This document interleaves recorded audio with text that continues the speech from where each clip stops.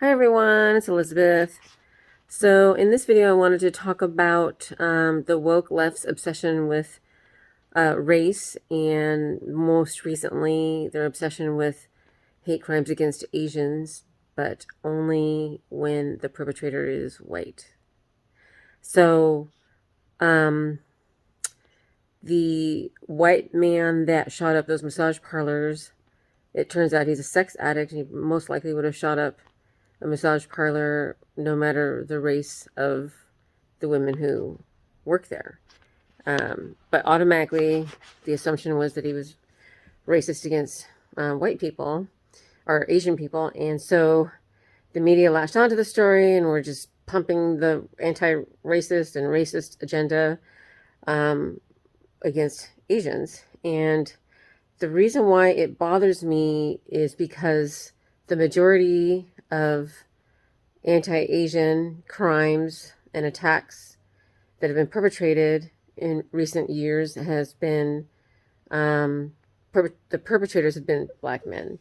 And they've also been attacking Jews and gays, particularly in New York.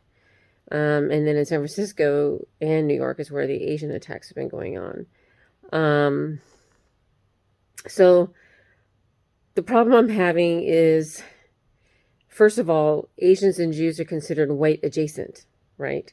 Because Asians and Jews are successful in the United States, which destroys the narrative that the United States is fundamentally a racist country, and it keeps people of color down. But then you got Asians and Jews who are extremely successful for the most part, or a larger percentage of Asians and Jews are successful in the United States.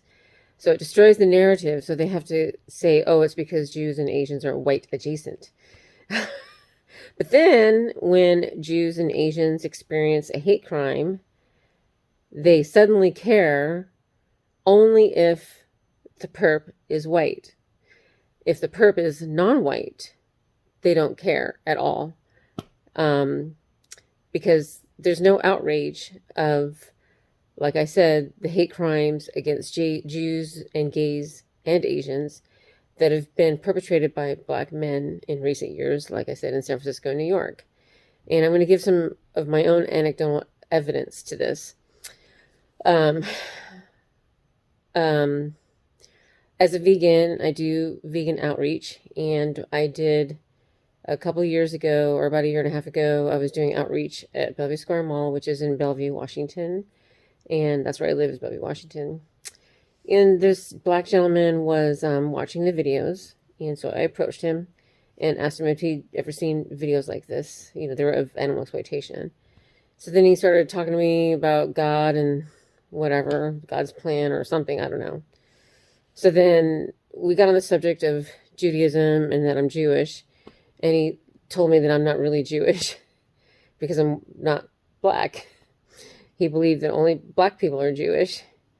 And anyway, I couldn't talk to him. He just was not receptive to anything. I didn't want to talk about that. I wanted to talk about animals. Because as far as I'm concerned, animal rights is about the animals and only the animals. I don't want any wokeness or anything infiltrating the animal rights movement, which it already has. That's another subject.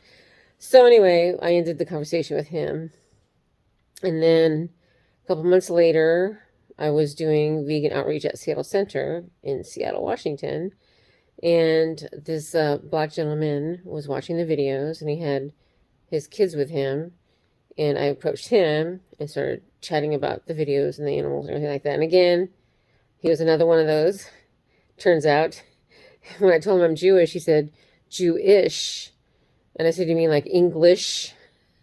To him. Anyways, same thing. He ended up trying to explain to me that I'm not dark enough to be Jewish. Only black people are Jewish. And or not Jewish. Both gentlemen didn't use the word Jewish. They used Israelites. So anyway, I ended up arguing with him for probably a good 30 minutes. I wanted to stick to animal rights, and I was trying to get him to go vegan, because I'm not going to, people are going to hate me for any reason they want to hate me. It's their problem, not mine. So I'm not going to go crying victim. As long as he doesn't try to physically hurt me or take away my rights, I don't care what he believes in his head about Jews or any race or anything really. I just don't care. He's not in a position of power to destroy my life. So, like I said, it's his problem, not mine. So I kept trying to talk to him about animals, and the entire time we had a kind of an interesting discussion, argument, and he every now and then throw out something about how I was dressed or something, trying to insult me, but I didn't take the bait. I ended up convincing him to try to go vegan for 21 days. But yeah, he was just going on and on and on about how I'm not really Jewish.